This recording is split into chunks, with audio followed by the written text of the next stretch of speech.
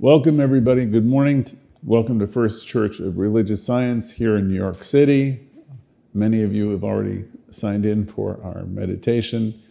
I want to give a special welcome to all of you signing in now, everybody signing in on the Zoom call, and everybody who watches us today and throughout the week on Facebook and on YouTube.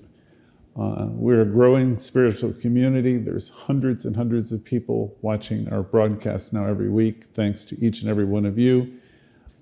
We exist on love offerings, meaning we don't charge anybody for any of our broadcasts. And our broadcasts are on, again, Facebook and YouTube 24 hours a day.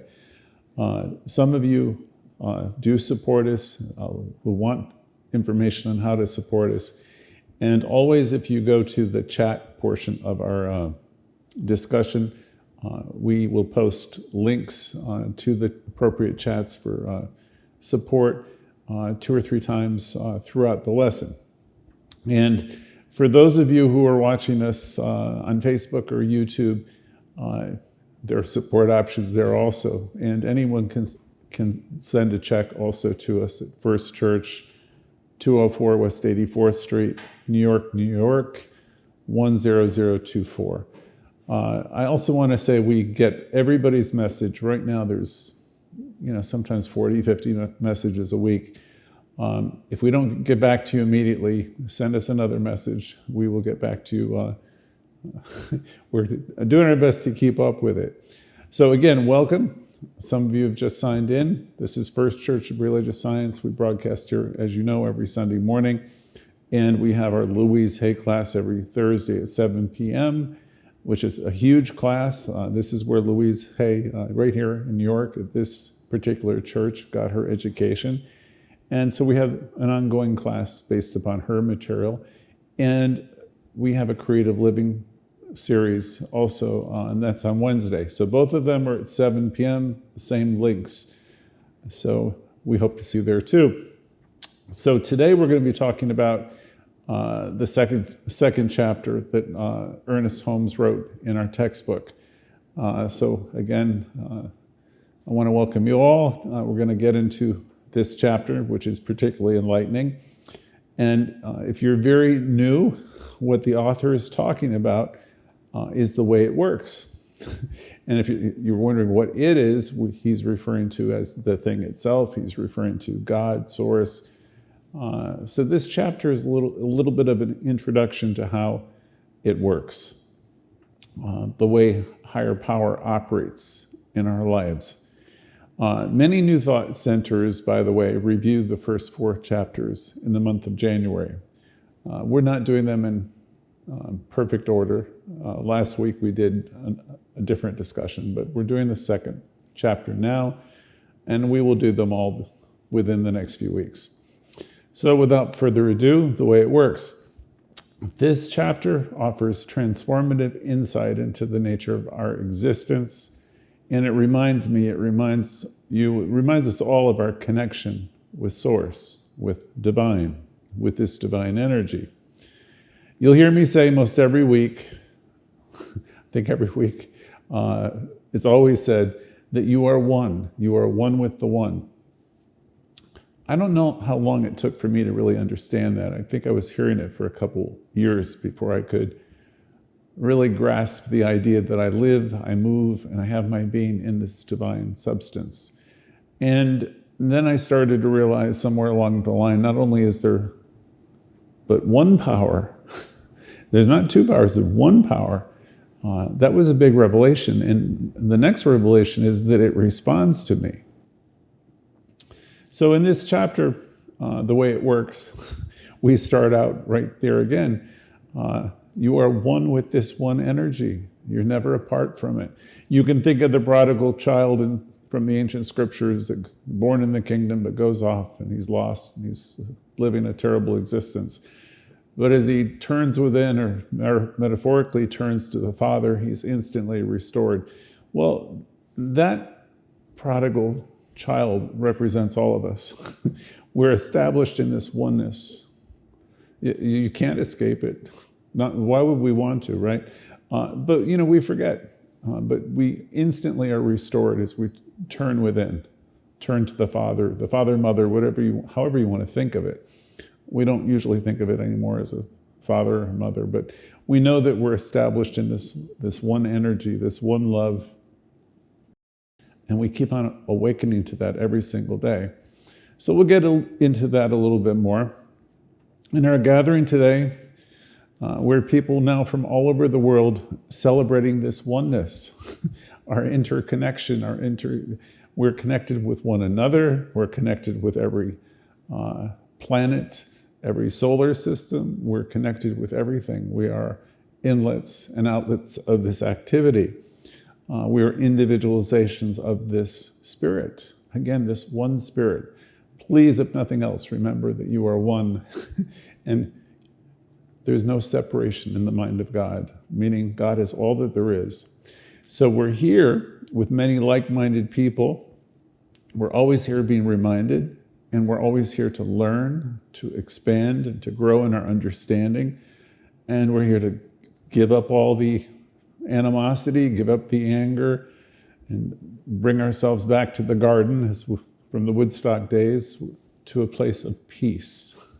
Deep within the center of your being, there is this peace, this love and understanding.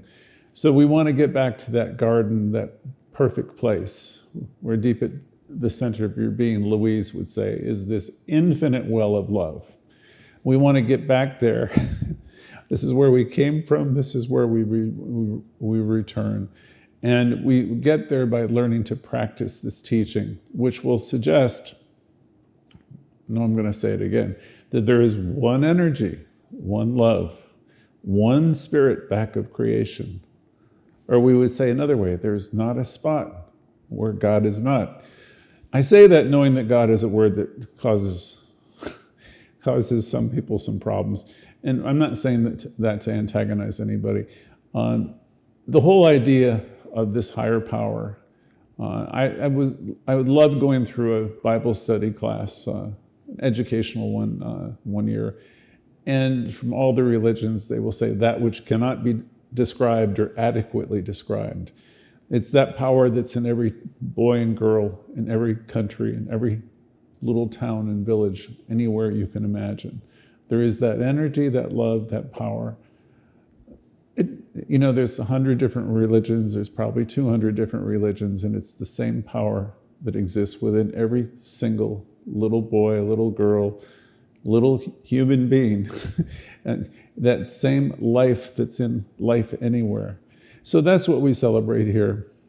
We celebrate that energy, that life, that love that's back of all creation. It's beyond religion. So there is this thing that exists, and there's nothing else. Everything is made out of it. So there's no separation in the mind of this thing. Everything's a part of it.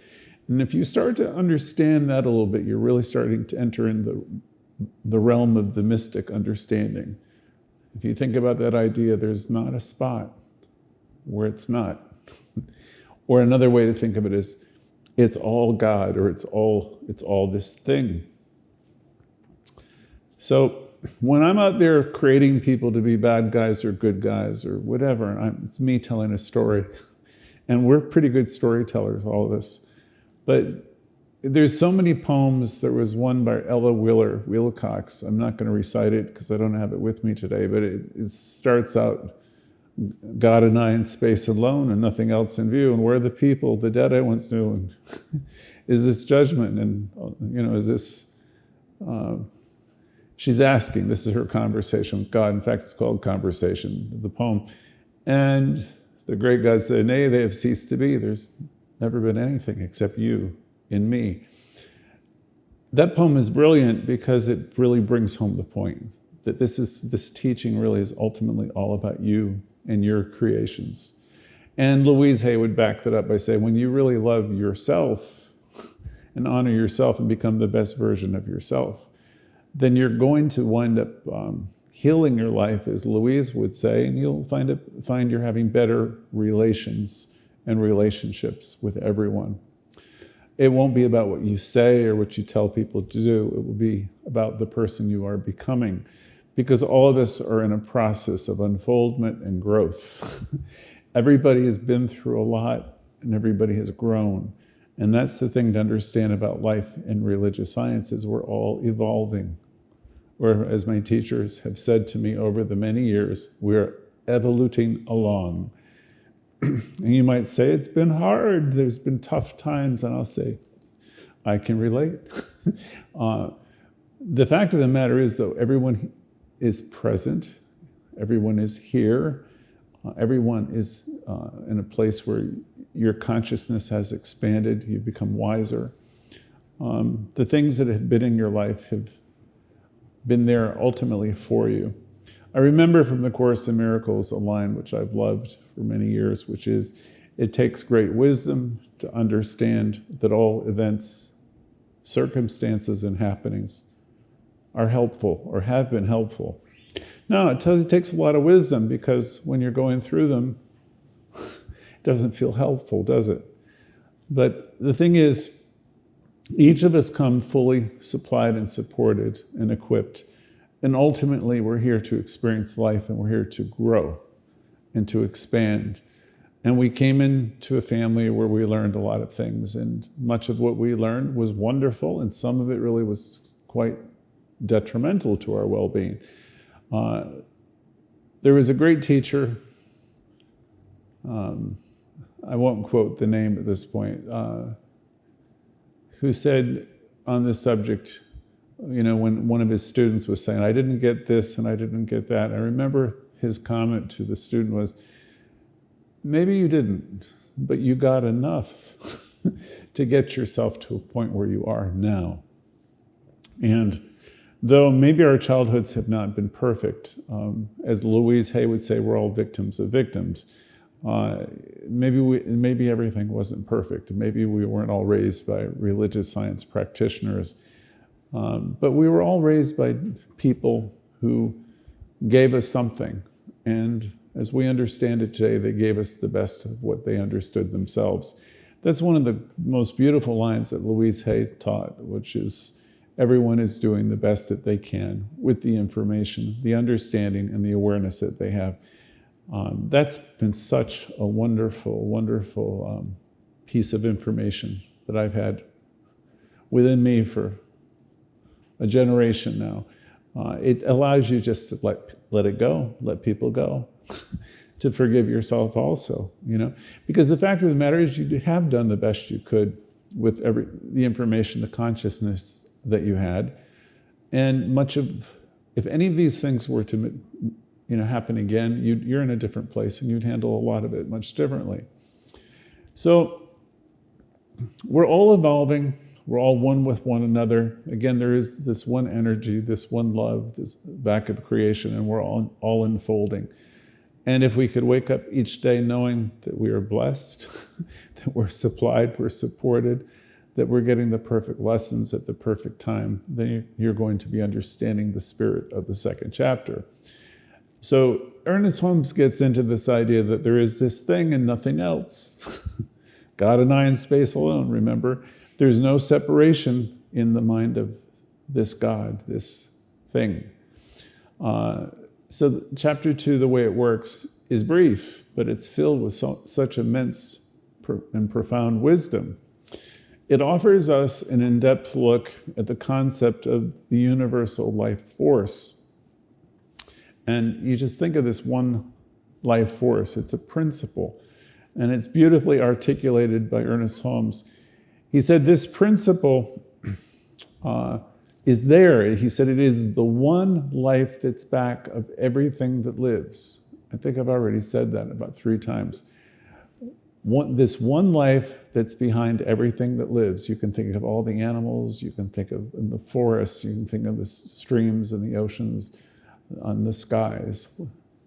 You can think of yourself, your children. This essence, this energy is in everything. It is the one life back of everything that lives. Again, there's not a spot where it's not. One life, one energy, oneness. So again, we're trying to drive home that point today. If you really understand that, you'll become a practitioner. Because as I recall, my third year of studies, that's virtually all we spoke about, is this one energy. So this is a concept that invites us to contemplate the profound interconnectedness and the unity of all life, all existence. So I've been talking about this subject for so many years, studying metaphysics. I sometimes forget that this is a big revelation to people who are steeped in dualistic belief systems. See, I was raised in another faith where I thought God was above, God was a guy, God was somebody to love me sometimes, but also a God that I should fear because this God could send out some pretty heavy-duty punishments and all kinds of stuff like that. People who are steeped in those types of faiths are steeped in faiths that are what we'll call have a lot of duality. When you come into this teaching, you start to see it all as spirit unfolding. So we want to understand, as we get in this teaching, that everything's perfect. Everything's perfectly unfolding. And if we can understand that all is well, as Louise Hay would talk about, that we're in the perfect place at the perfect time all the time, that we live, we move, we have our being in perfection, in perfect life unfolding. Again, we're at the perfect place, perfect time. When we come to understand this and have that kind of faith, that there is this one something that's in us and it's responding to us, it's responding to everything that we know. When we have this understanding, it's quite remarkable. Most people do not have that understanding. So we know we live in it, we move in it, and it responds to us. It responds to the positive thoughts we think, and it responds to the negative thoughts we think. It responds to us when we're being constructive and we're being optimistic, and it responds to us when we're down on ourselves and we're down on other people too. So I'll get more into that in today's lesson.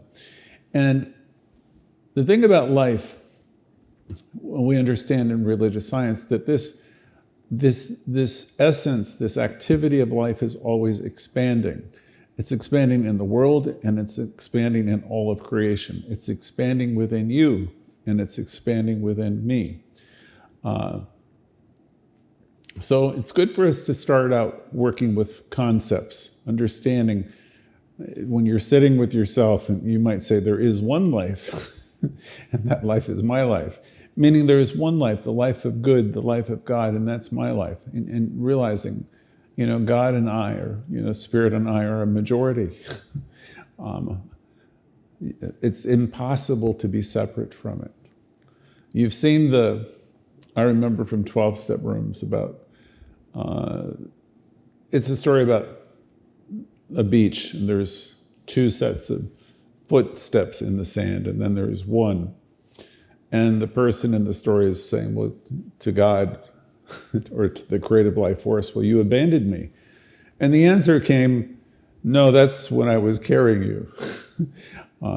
You're with it, and it's with you. And I hope you grow into the understanding and begin to trust the process of life, knowing that wherever you are, it is. You have this spirit that's within you that's ever available, ever accessible, and it responds to you because it has to. But it can't do for you what it can't do through you. So the thing is, we need to expand our consciousness to allow greater good into our lives. It's only going to give out as much as you can expand yourself to allow. David Walker, a past president of religious science, would say that we need to create avenues in mind. And what he was talking about is we need to create openings in consciousness, avenues in mind, so that we can both receive greater amounts of good and so that we can, it's an inland out. And as you have an expansive avenue in mind, you can receive and experience greater good. No one can give to a clenched fist. So we want to approach the ocean of life with greater openness and receptivity. Louise Hay would say a larger container. You need to be able to imagine your life and develop creative vision and hitch your wagon to the stars and realizing that life is going to respond to you as you believe. The thing to start to understand is life is expanding everywhere. Again, it's expanding within me, within you, and learn to accept that and expect it. My life is expanding and getting better each and every day. And expand your consciousness. Open up an avenue of mind so you can receive greater good, because the good is here, it's at hand. The kingdom of good, I'll use the word good. The kingdom of good is at hand, it's within you, it's operating through you, and you will demonstrate more and more to the extent you can open yourself up to it and realize it. So we live in it, we move in it, we have our being in it. There's nowhere to go. You are alive in it. I always think of the goldfish swimming around in its big bowl looking for water. I mean, you have your existence in this energy. Everything you could possibly need is provided. So look within. Take that pause, go within. Use your creative visualization, your imagination, and sit and ask questions within yourself, and you'll start to have answers, and you'll get guidance. It's important to know when considering spirit that spirit is in everything and everyone, and it doesn't play favorites. Each and every one of us are incarnations of this energy. So it wouldn't matter a bit what religion you belong to or where you are, what part of the world. It doesn't play favorites. It doesn't prefer one group of people over another. This spirit is fully present in every single one of us. The universal life force, often referred to in the teaching as, creative intelligence, divine, the divine, source, infinite intelligence. Again, any one of 1,000 names. The thing to know, again, is that what you call it isn't as important as knowing that this presence is omnipresence. And I'll say it another way. What you call it is not as important as realizing that this presence is in everything all at once. It's always been there, and it always will be. And you can let your mind go to the furthest depths of space or the smallest subatomic particle, wherever you can imagine. It's there. It's the underlying essence that permeates every particle in the cosmos. Again, simply, because I want to drive home the point, there's not a spot, or it's not.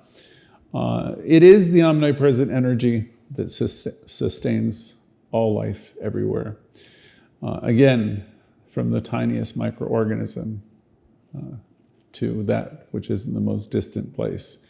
When Ernest Holmes was talking about this principle, he was not talking about a distant abstract force, and certainly not talking about anything that was up above. But he was talking about a tangible presence that's alive.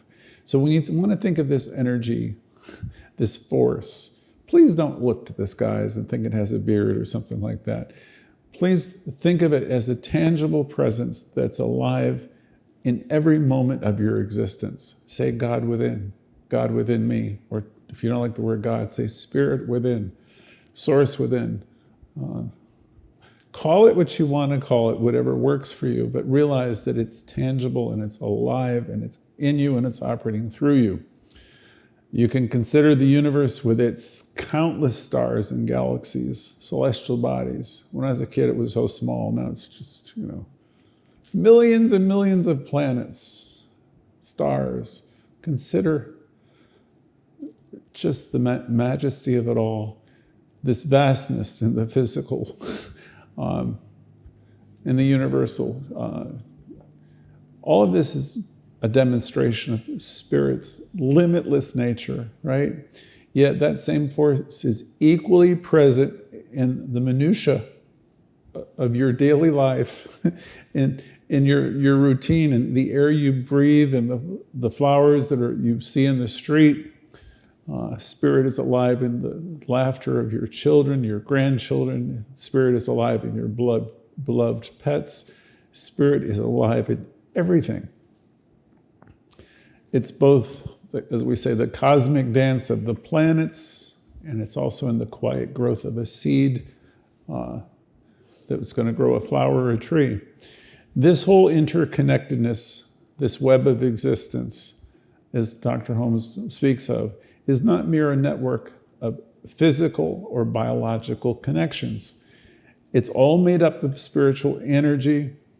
Each and every one of us, that's you, that's me, each and every one of us are integral parts of it.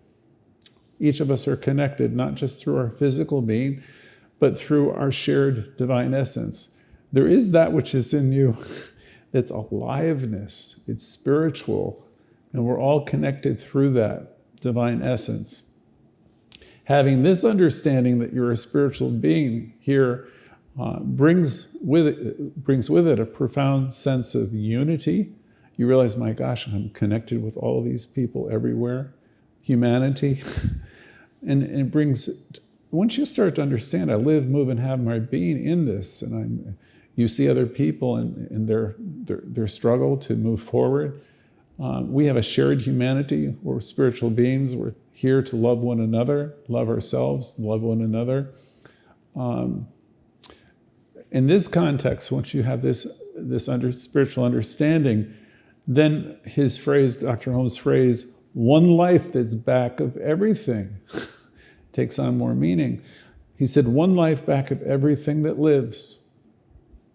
So as you see, as you gaze out and you go through your day, you're able to see spirit in operation, countless things, every person, everything. You're looking at it, and it's looking at you. So we're all on this collective journey. This chapter would suggest that at our core, we're not separate entities, merely coexisting. Rather, this chapter suggests that we are expressions of a singular universal life force experiencing itself in a myriad of forms. So we've got this singular life force experiencing itself in everything, in all of us. Our individual consciousness is like a unique wave in a vast ocean of cosmic consciousness. Yeah, we're distinct, but we're inseparable from the whole. So think about yourselves as a little crest in the wave, this vast ocean. We're distinct, but we're inseparable from the whole. This principle challenges us to rethink our relationships with ourselves, our relationships with each other, and our relationship with the world around us. We recognize that the universal life force is in everyone. So we have nothing bad to say about anybody because we realize everybody's here evolving, and we are too. And with this awareness that this universal life force is in everybody, we're encouraged to have a deeper sense of empathy and compassion and love for everyone. We don't have to agree with them or where they're at, what they're doing, because they're evolving. Nonetheless, we're encouraged to have a deeper sense of empathy and compassion for all people. Truly, as we embrace this teaching and we realize our oneness with life, we begin to understand that there is a divine something that's unfolding, and it beckons us to honor the sacredness that's in everyone. No matter what color, no matter what continent, no matter what religion, we're here to honor and understand that there's this sacred quality in everyone, every creature we encounter too, and in every natural phenomena we witness. Furthermore, understanding this interconnectedness, meaning God, the sacred, the divine in all, this oneness transforms our approach to life's challenges and experiences. And it'll help us see and appreciate the larger picture, guiding us to find purpose and meaning in adversity. I remember reading the Celestine Prophecy, 15 years ago, probably longer. And there was one of the chapters, they had manuscripts they were discovering in that book. And one of them encouraged us to take the long view. Because in the short view, you can see a bunch of problems. And if you look back on it, taking the long view, you'll see how everything happened in divine order. And everything that happened in the person's life was absolutely necessary for them to get where they are. Howard Thurmond once said, "Don't ask yourself what the world needs."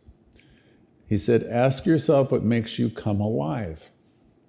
And then he said, Go do that which makes you come alive. What the world needs now is people who have come alive. So we talk a lot here about who have you come here to be. We want you to start thinking for yourself and expressing yourself. Thurman encouraged us to embrace the melody of our soul, for it's in our expression that lies the symphony of true change. Emerson, the inspiration for all these folks, also implores us to shed the masks that we wear to conform. Emerson always urged us to unearth the raw, the untamed authenticity within. Madonna would say, express yourself.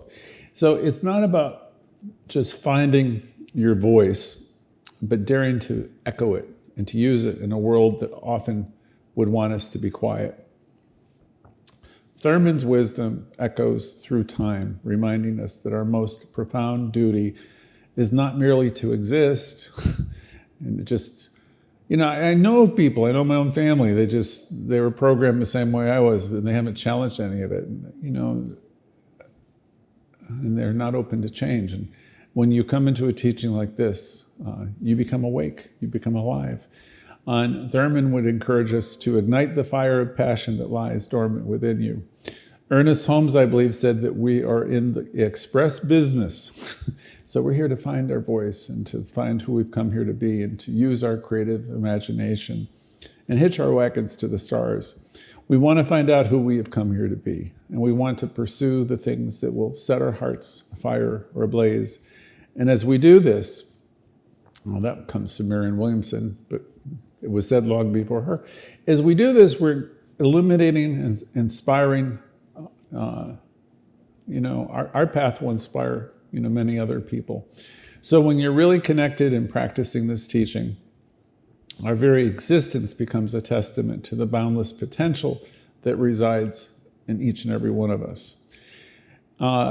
As we get just a little bit deeper into this chapter, it is as if Dr. Holmes is challenging us to discover our true passions and to bring them to life, recognizing that as we do this, we're not only fulfilling our own potential, but again, it's like we're giving permission to other people to do the same thing. Our teaching encourages us to find our bliss, find that thing that we want to do. It doesn't matter if it's great or small, but discover it. Discover who we've come here to be and awaken to know that we are one with the one and we're always supplied and supported. I jotted down a few of the key points from chapter 2. The chapter suggests that there's a divine spark within every human being within us, emphasizing again and again that each of us carries this divine thing, a fragment of the universal life force. We are individualizations of it. Chapter 2 discusses how our thoughts shape our reality. That's something all of you know, I'm sure, unless you're very new. And it emphasizes our thoughts shape our reality both positively and negatively. I think we cover that a lot. Every thought we think is creating our future. You hear me say that often. But I want to explore today a few scenarios, just to emphasize it so people can be sure they get it. Let's say you have some challenges with your work. If you're using your consciousness positively and constructively, a person sees a difficult project as an opportunity to showcase their skills and an opportunity to learn new things. They approach this challenge at work with enthusiasm, determination, and it will lead to a successful completion and most likely recognition from their peers and superiors. Now, a negative or destructive mentality, if you're at work and you were negative, this kind of person would be likely to react and have all kinds of issues regarding fairness of the task, fairness about why other people don't have to do the same thing, and invariably they will perceive the same project as an unfair burden. This type of mentality will create problems. They'll complain about the workload, they'll procrastinate, and they'll do the bare minimum. And as a result, the entire project might suffer and their reputation at work takes a hit. I have another scenario where someone is dealing with a financial setback and how to handle it constructively, or how another person might handle it destructively. So imagine there's a setback financially. A constructive mentality or consciousness after experiencing a financial setback, maybe a person looks at their checking account or budget and they know they have a problem, and they identify areas to cut back, and perhaps they look for additional sources of income. The thing is, they remain optimistic and a little bit proactive, navigating through the challenge, knowing that they are supplied and supported, and that there will be an opportunity that will come around for them to right themselves. If the person is maintaining a negative mentality or consciousness, they might become overwhelmed by the problem, the setback. They might go to despair, frustration. They might be blaming themselves or blaming their coworkers, blaming their boss. And then the other part of it, they're not likely to make changes to whatever was causing the problem in the first place. So you can see how this plays out. What we're trying to do here is illustrate that life happens to all of us. It's really what you do with it, how you approach it. Are you approaching it with the consciousness that I'm supplied and supported, or are you approaching the ocean of life with the consciousness that everything bad happens to me and poor me and ain't it awful?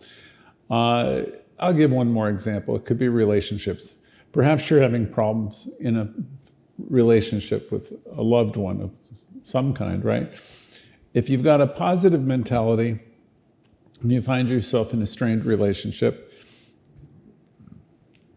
you might decide to choose to communicate more openly and more fully. You might listen more actively. You might work towards understanding and resolving issues. If you're willing to do all this, it's likely to lead to a stronger, more resilient friendship or relationship. If, however, you have destructive patterns in you and you're having an issue with your relationship, you might respond to the troubles by withdrawing from the communication or holding back on communication, or not communicating fully, withdrawing, or you might develop resentments towards your friend or family member. So withdrawing, pulling back, half communicating, those are all indications of your destructive patterns. Such an approach, if you keep it up, will usually escalate the conflicts and will lead to an erosion of trust, and it will deteriorate your friendships and relationships. So in every case of these examples, Dr. Holmes was saying, you have the power within you to use constructively or destructively. You can do it with your health too. You have a health challenge and there's ways to handle it positively, to take the advice of healthcare practitioners, get the exercise, do the things you can do to bring about your health, better health, let go of stress, or you can, continue on with destructive methods. Keep the unhealthy habits going, do no exercise, continue to be critical, negative, and all that will contribute to more dis-ease. So let's compare an affirmative prayer on abundance with an affirmative prayer treatment on abundance. I don't want to confuse anybody. I want to make it as simple can be. So an affirmation is going to sound like, each and every day, I'm attracting more abundance in my life. Just like that, something simple. Or I am abundant now. Or I am supplied and supported. Those are all affirmations, and they're good ones too. If you were to do them, and do them with feeling and meaning and build them up in your consciousness, you're going to start to see changes in your life. They're very simple statements. Another one would be, my talents and my skills are valuable. I am well compensated. Those are examples of good affirmations. Good if you take them into your own being and they mean something to you, right? I used to put them on yellow sticky notes in my mirrors or put them on my monitor, my computer, and I would say them over and over again. And I'm here to tell you, they're very powerful. If you want to start using an affirmative prayer that's a little bit more formal of a process, it's what religious scientists have been studying for the past 75 years. With them, it's the time, the art, the method, of ridding this negativity from your consciousness so that you can experience the goodness, the God that's around you and that you're a part of. There's steps involved in that. And it's recognition, unification, declaration, thanksgiving, and release. So I want to give you an example of what an affirmative prayer treatment would sound like. But it's only going to be a good treatment if the person has a shift in consciousness.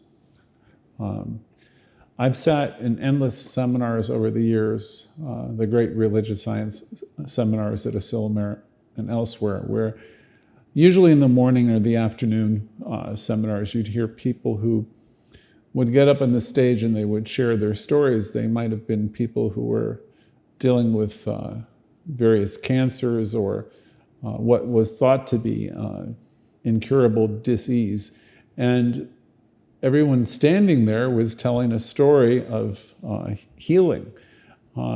I knew healing was possible personally because I was working with AIDS patients way back when, and I saw healings that, the doctors said could never happen. And I'd been in religious science long enough to know that healings can occur. They usually occur with people who really work with these principles. And when I say you work with the principles, we're not like Christian science where they wouldn't use medicine. In religious science, you'll use your good doctors, and you'll know that every hand that touches you is a healing hand.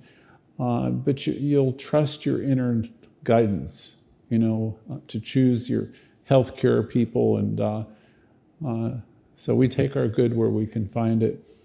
But to get back to the idea of treatment, let me give you one.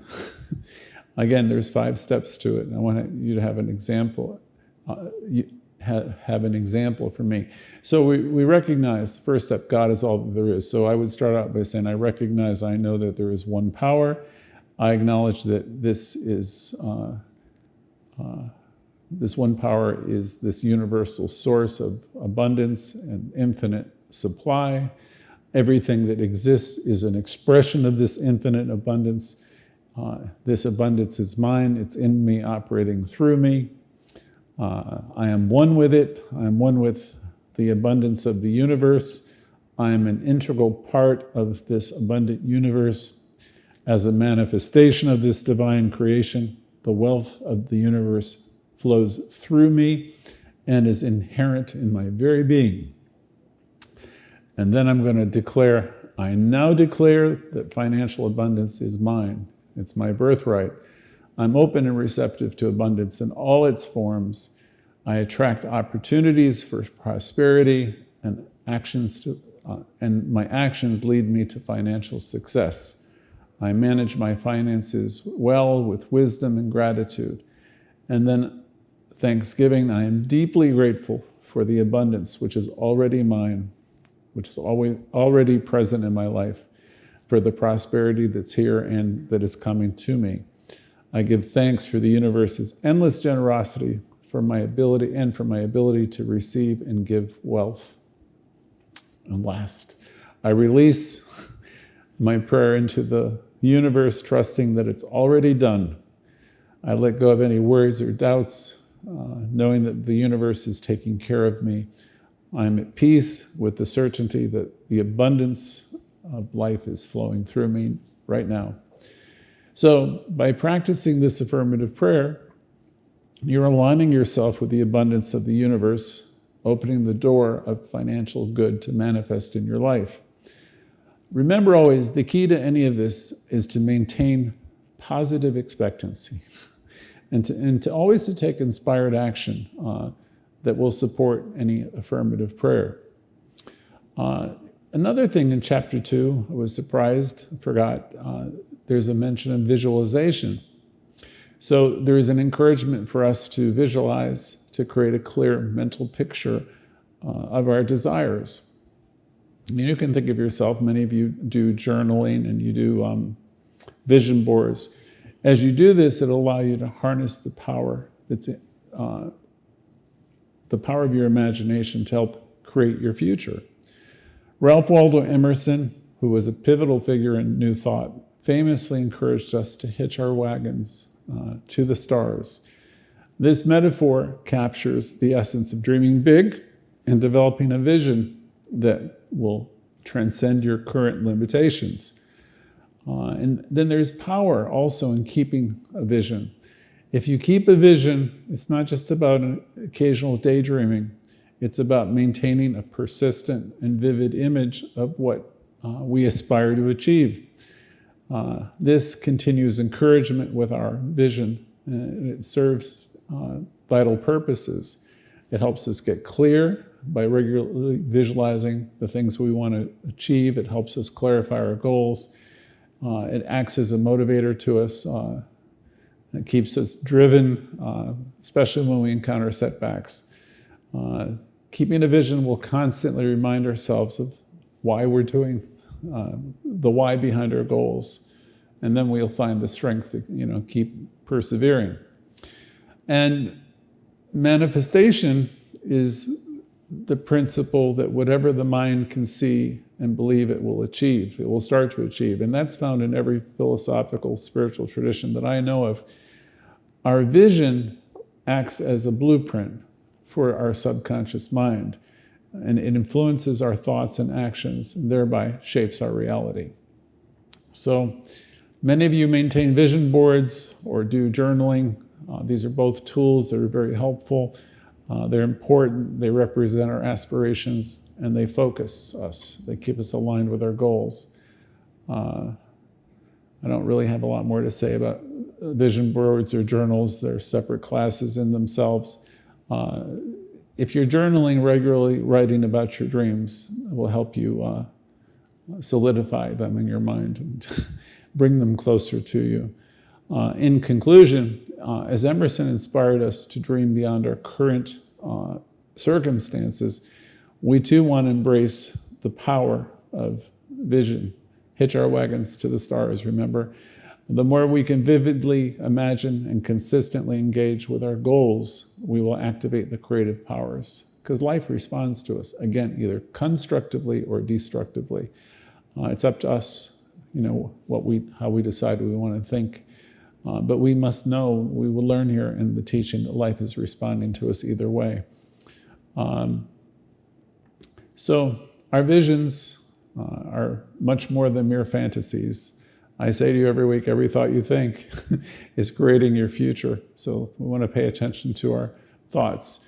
We want to, in this teaching, practice positive expectancy.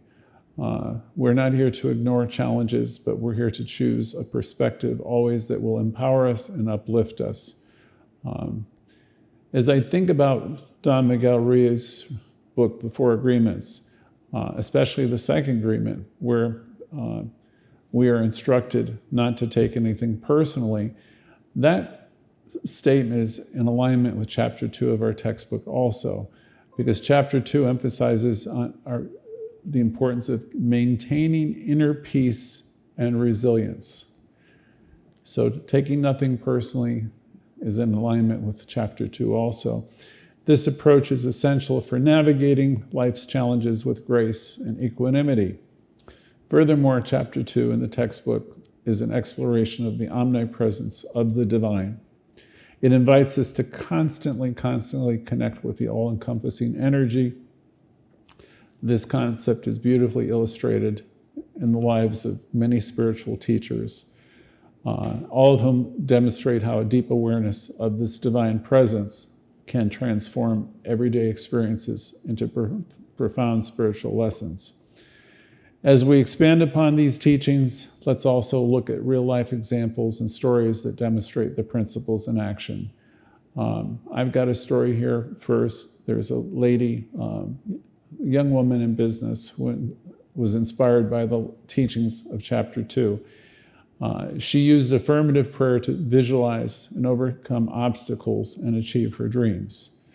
And there's one more. There was a tale of a community leader who applied the principle of positivity and the law of attraction to bring about meaningful change in his neighborhood. So in closing, I invite you to immerse yourself in the rich teachings of chapter 2, the way it works.